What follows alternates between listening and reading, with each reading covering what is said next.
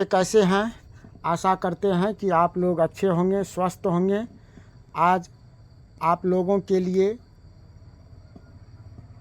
हम इस Krishna tuition centre YouTube channel पर आज व्याकरण का वस्तुनिष्ठ प्रश्न लेकर के आए हैं। जो 19 तारीख से आप लोगों का जो सेंटअप एग्ज़ाम होगा उसमें उसके लिए महत्वपूर्ण आज का क्लास है। व्याकरण से संबंधित, हिंदी व्याकरण से संबंधित पूछे जाने वाले महत्वपूर्ण प्रश्न लेकर के आए हैं। इसीलिए आप लोग इस क्लास को, आज का क्लास बहुत ही महत्वपूर्ण क्लास है। सभी अपने दोस्तों में से शेयर कर दीजिए, लाइक कीजिएगा और जो अभी तक नहीं जुटे हैं इस चैनल को सब्सक्राइब करके जुट भी जाना है। तो आइए इस क्लास को आज हम व्याकरण से संबंधित सभी शुद्ध शब्द, वर्ण के संबंधित, संज्ञा के संबंधित ये आज महत्वपूर्ण 50 से ज़्यादा प्रश्न को देखेंगे, ताकि आप लोगों का जो 19 नवंबर से जो सेंटअप एग्ज़ाम है उसमें आप लोगों का हिंदी व्याकरण का आप सभी क्वेश्चन जवाब दे सकें। इसी के साथ चलिए हम आज क्लास को आगे ले चलते हैं, देखते हैं व्याकरण में क्या महत्वपूर्ण क्वेश्चन है। उससे पहले क्लास को एक बार आप लोग शेयर ज़रूर कीजिए। चलिए पहला क्वेश्चन क्या है। पहला क्वेश्चन है, निम्नलिखित शब्दों में कौन शुद्ध है। निम्नलिखित शब्दों में कौन शुद्ध है। उच्छ्वास, तो यहाँ पर उच्छ्वास है और इसका पहला क्वेश्चन हमारा सही जवाब होगा बी नंबर का है। बी नंबर हमारा उच्छ्वास सही है। दूसरा क्वेश्चन है, कौन सा शब्द फिर शुद्ध है। चरमोत्कर्ष, चरमोत्कर्ष ये हमारा जो है ए नंबर का सही जवाब है। अगला प्रश्न क्या है। अगला प्रश्न है, निम्नलिखित में से ये शुद्ध संबंधित जो कौन शुद्ध है कौन अशुद्ध है ये भी पूछा जाता है। इसीलिए सबसे हम ये क्वेश्चन लेकर के आए हैं। निम्नलिखित में कौन सा शब्द शुद्ध है। हितैषी शब्द लिखा हुआ है हितैषी, लेकिन देखिए इसमें जो 3 गलत हितैषी का हृदय है और एक सही है, तो इसका सी नंबर का हितैषी यह हमारा सही जवाब है। सी नंबर हमारा सही जवाब है। अगला प्रश्न है, निम्नलिखित में से कौन शब्द शुद्ध है। कवियत्री, कवियत्री, नारायण, प्रज्वलित, उज्ज्वल, तो डी नंबर का हमारा उज्ज्वल जो है यह सही है, बाकी सब अशुद्ध शब्द है। पाँचवा है, निम्नलिखित में से कौन सा शब्द अशुद्ध है। इसमें कौन अशुद्ध है। गलत शब्द को जो है चुनना है, सही शब्द को नहीं चुनना है, गलत शब्द को चुनना है।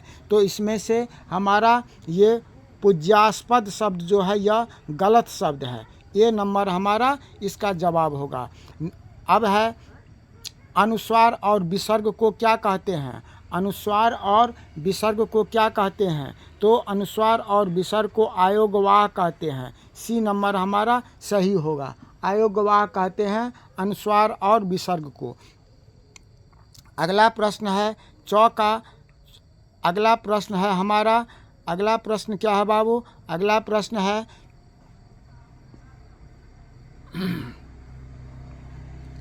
चौ का उच्चारण स्थान क्या है। चौ का उच्चारण स्थान क्या है। इचुस्सा नाम तालु, ए नंबर का सही होगा जवाब तालु।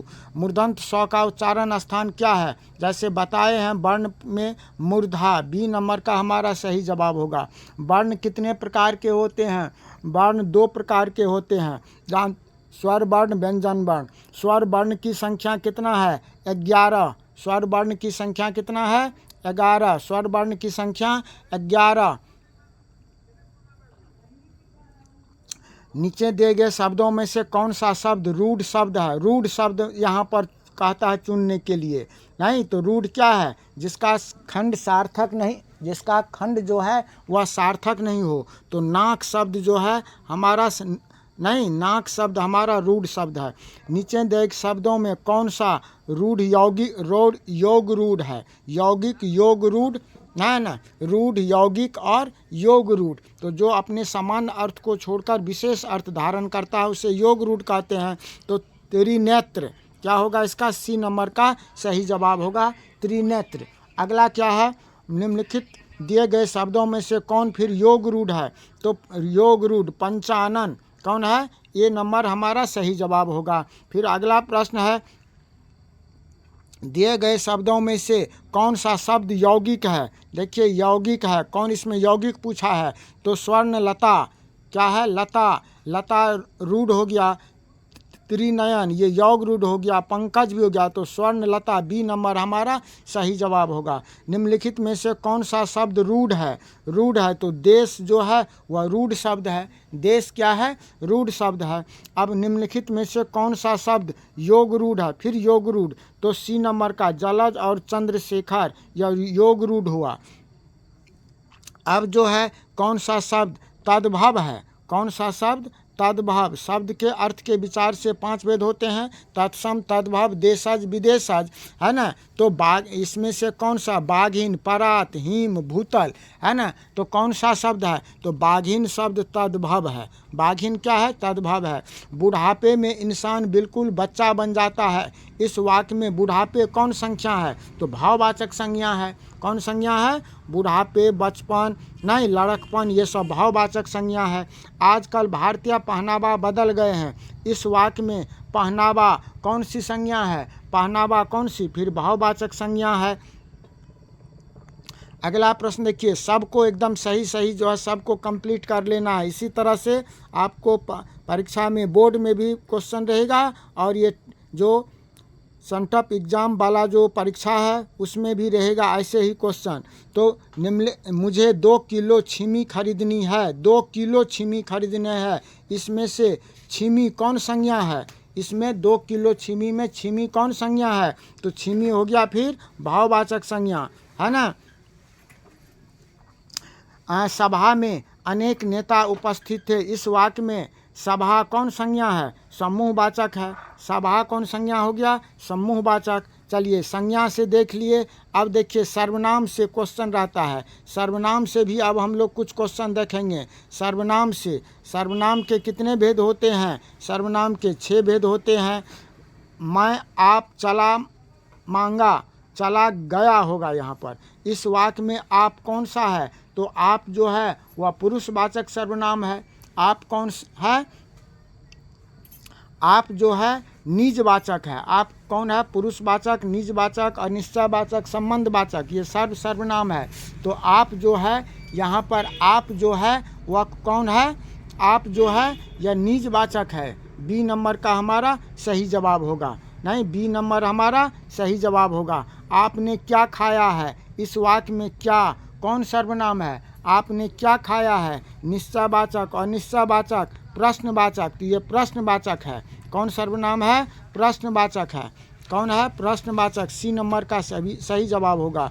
मैंने तुम्हें उसकी पुस्तक दी। मैंने तुम्हें उसकी पुस्तक दी। इस वाक्य में मैंने कौन संज्ञा है? कौन सर्वनाम है? मैंने कौन सर्वनाम है? तो पुरुषवाचक है। बी नंबर का सही जवाब होगा। वह बहुत अच्छा लड़का है। इस वाक्य में वह कौन सर्वनाम है? फिर देखिए वह बहुत अच्छा लड़का है। वह बहुत अच्छा लड़का है, तो वह यहाँ पर निश्चयवाचक सर्वनाम हो गया। कौन हो गया? निश्चयवाचक सर्वनाम हो गया। इसी तरह से देखिए अगला है अगले जन्म। अगला जन्म मेरे अनुकूल होगा। अगला जन्म मेरे अनुकूल होगा। इस वाक्य में विशेषण चुनिए। कौन है? मेरे है कि अगला है कि अनुकूल है कि जन्म है? विशेषण चुनना है। तो अगला जो है यह विशेषण हो गया। अगला क्या हो गया? विशेषण है ना।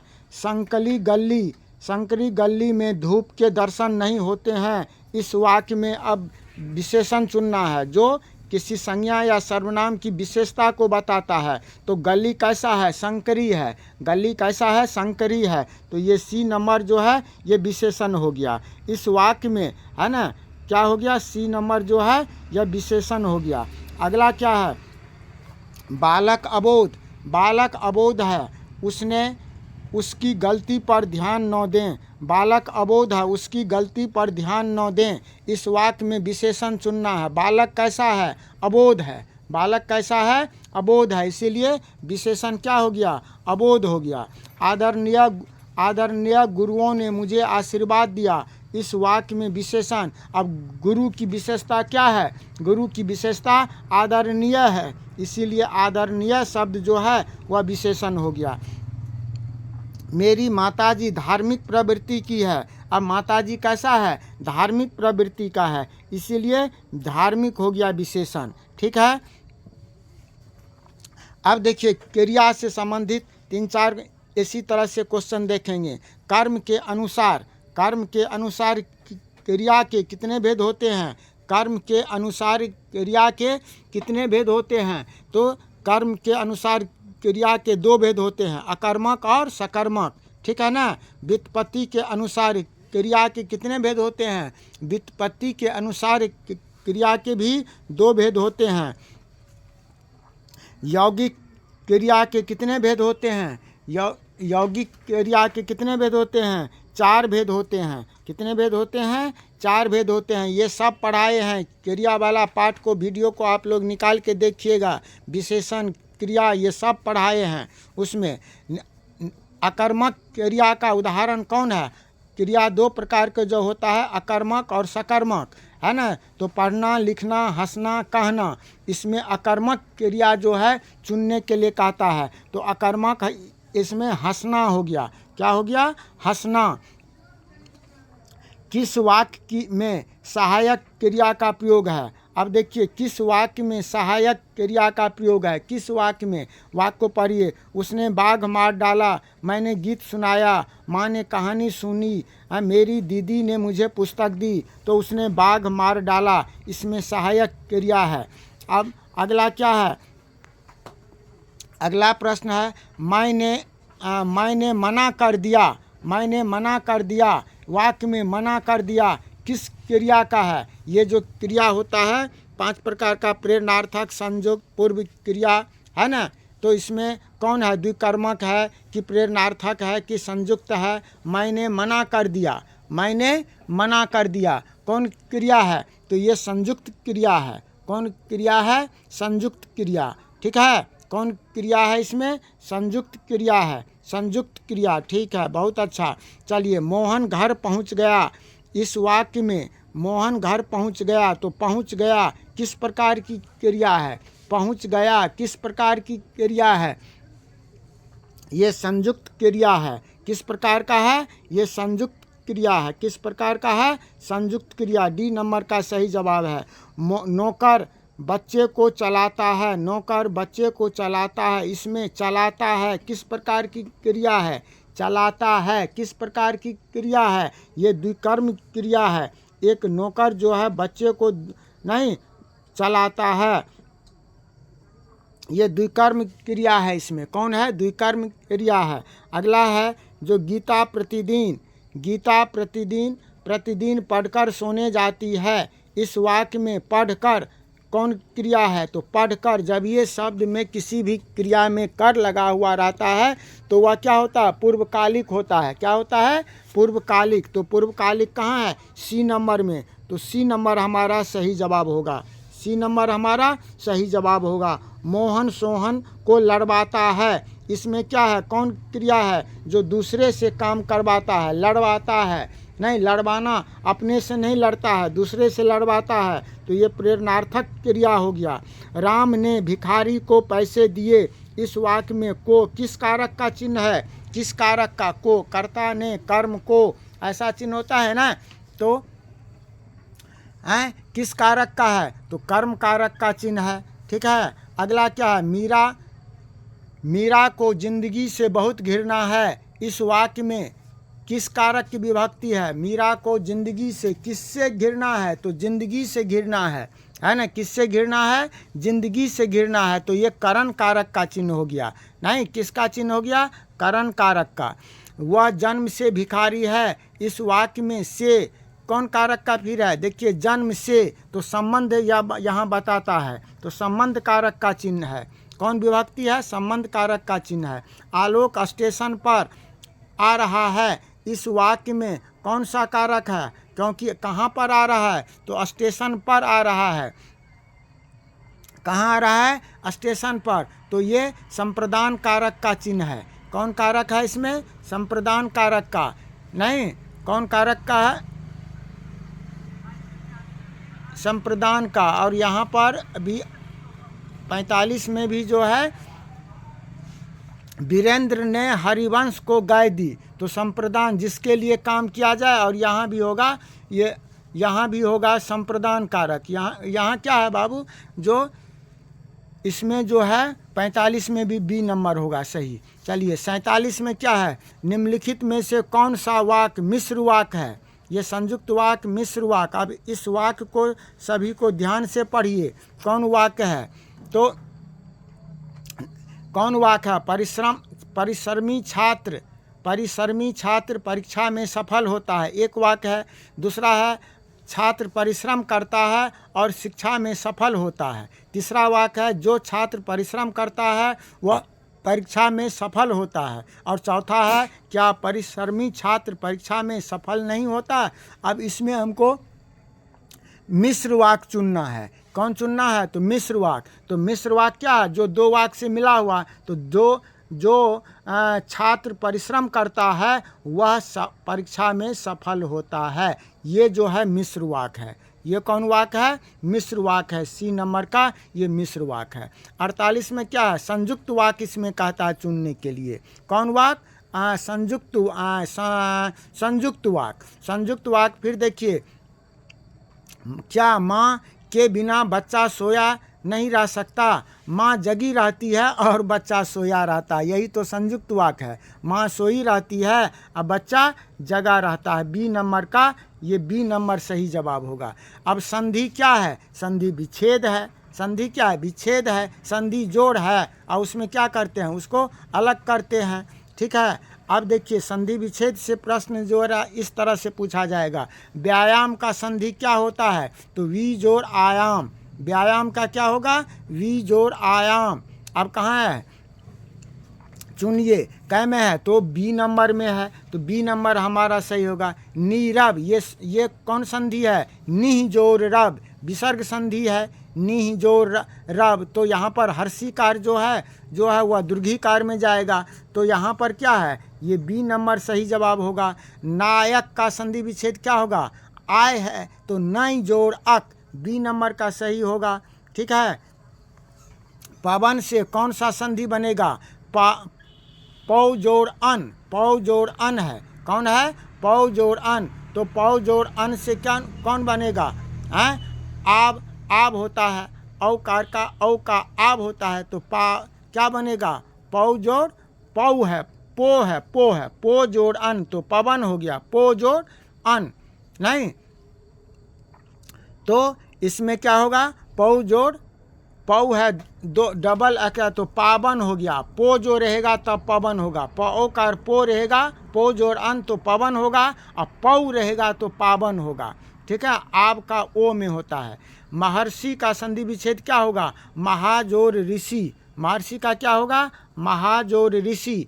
इत्यादि का इति जोड़ आदि, इति जोड़ आदि। उपेक्षा, उपजोड़ इच्छा, उपेक्षा का क्या होगा, उपजोड़ इच्छा। इसी तरह से गजानन, गजानन का क्या होगा, गज जोड़ आनन, गज जोड़ आनन, डी नंबर का ये होगा। तो इस तरह से हम लोग आज इतने संधि व्याकरण से महत्वपूर्ण देखें, फिर इसका व्याकरण का हम दूसरा पार्ट लेकर के आएंगे।